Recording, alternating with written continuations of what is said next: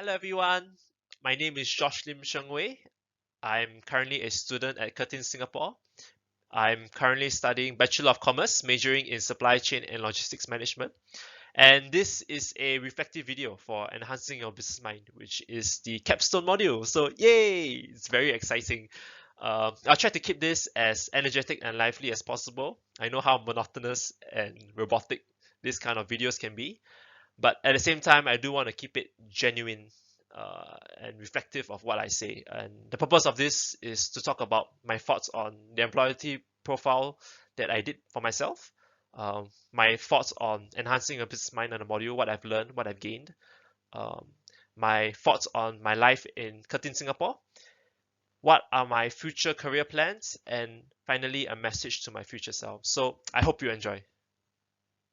All right, so now we get into the employability tool. I am fortunate enough to have done one earlier of around June 2020 last year through Strategic Career Design. And I recently did one at the end of this module, September 2021. So it's more than a year time span between the two. And as you can see from the graphs, I actually improved in all 6 of the literacies. I actually didn't plan it. I was actually quite shocked myself when I first saw it. But it shows that I've ultimately grown in my time in the university, of course. But going back into the literacy itself, I do want to touch on emotional literacy um, because it's quite important for me. I think that understanding the people around you and knowing their strengths and weaknesses, their likes and dislikes, and try to minimize uh, friction, social friction, wherever you can. I think is a very important skill in the workforce. And of course, I personally have developed myself in that area as well. Group projects every single trimester.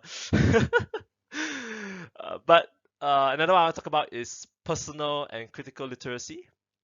It's about self-confidence. It is still my weakest area, even though it's still quite high actually. But I'm confident about myself. But there's always this level of uncertainty, about the future, especially with this climate, like in the COVID-19 as well. Occupational literacy as well is my biggest improvement actually. I think this is because as you when you start to graduate, you start to finalize the what are your career plans. Yeah, speaking of which, there is a career plans later. I'll be talking about it. Yeah, but as you go closer towards graduation, you get more confident in yourself. You understand the skills. You learn more of the technicalities of the degree that you're working in, and I think that builds confidence. So that's why my occupational literacy increased. Yeah, so I think these three are the most important. But it shows that ultimately I'm confident and ready for employment in the workforce. All right, so enhancing your business mind. What have I gained through this module?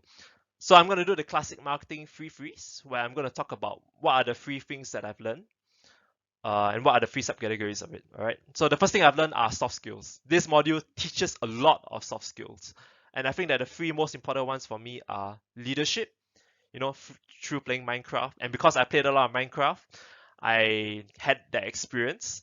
So I was kind of like entrusted into the leadership role. So like getting to know the team dynamic and the strengths and weaknesses of each team members and organizing them to work. I think that was a very important skill to learn. Unconscious bias changed my perception that you shouldn't really judge a book by its cover. And debating skills, where we had the activity with the workers union and the company. Elevator pitch is another thing that I think was very impactful for this module because it trains you to be prepared. All right, not physically prepared because you can't physically prepare for this uh, assessment, but mental preparedness. And I think that psyching myself up before going up on on stage to present for that 1 minute plus pitch really helped, and I've really gained a lot from it. Adaptability, because like I said, you can't prepare. You need to be flexible with what your partner gives you. And confidence. I don't really consider myself a very good speaker, but through this particular exercise, elevator pitch, I really do find myself more confident. It shows that, hey, actually, yes, I can go up on stage and I can present to people. And lastly, cannot forget is the new friends that I've gained throughout this module, playing with the multiple class activities. The lecturer was very insistent on shuffling the groups every time. So I managed to make a lot of good new friends to this. So yeah, this is what I've learned for this module. So what did I think about my time at Curtin Singapore? So I like to begin with a famous quote from a famous lecturer, which is "Life sucks, deal with it." I'm sure all the Singaporean students who are watching this are laughing, but there is truth to this, all right? There is truth to this quote, which is yes, life sometimes can be problematic, but you need to be strong and you need to overcome it. And why did it suck for me? Because mainly because of COVID-19, all right? Because everything was switched online midway through, I didn't really get the university life that I expected or I wanted. And that made things like group projects really difficult for me because you're not seeing your members physically, you're seeing them online, and it's very hard to coordinate. But I think that I made use of my time in Curtin University. I made many new friends. I've joined the Curtin Music Club, and some of the pictures I have posted here, you can take a look at the slide. New skills. I think Curtin is very good in teaching because it's very practical. Because I'm in supply chain and logistics management, we would go through a lot of simulations. So things like the fresh connections, where you see how decisions made in different departments affect the company efficiency as a whole. I think that was a very humbling experience to learn. And networking, with new friends comes networking. So yeah, these are the things that I've gained in university, and I'm glad to say that I think that I've enjoyed my time in my university for these 2 years. So where do I go from here after graduation? So using the Odyssey plan, I've created 3 possible career paths, and this is the first one, which involves me getting my MBA before I work. So the plan is to take a short break, followed by applying for MBA in logistics either in SMU or Curtin, which both would take a year to complete. So the following year will be me crying, spending my time studying my master's degree, and then the following year will be graduation, trying to find a job, and the last year will be spent climbing this corporate ladder and thinking about settling down with family. So this is plan 2, which involves me going straight to the workforce after graduation. So I do not get to do my MBA. But involves me taking a short break again after finishing my studies because I really need a short break. And then the next year will be me trying to find a job through connections, through either friends or LinkedIn or through my dad, which is a businessman, so he has many business connections as well. And then the following year will be me trying to climb up the corporate ladder and thinking about settling down with family a bit earlier. And then the fourth year, which will be trying to upskill myself. I think in Singapore, you do need to constantly keep yourself upskilled. And we have like things like Skills Future, or in my case, the APICS, which is the certificate for supply chain, which I try to get. And after getting the certification in the 5th year, because I do have the qualifications, I will able to ride on the corporate elevator, not ladder. And that is the plan.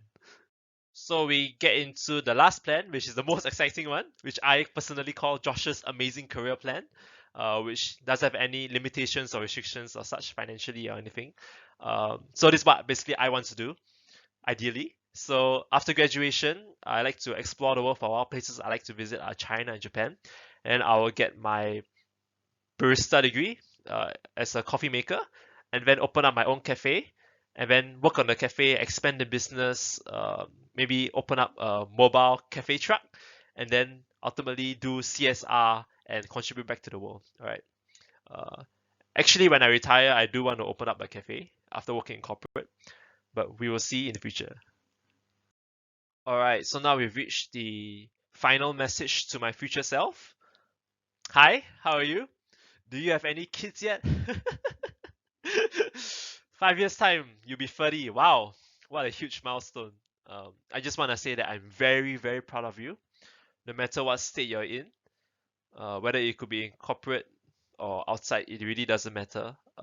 I'll never forget where you've come from, and be strong and be courageous. All right, your past self is cheering for you on. All right.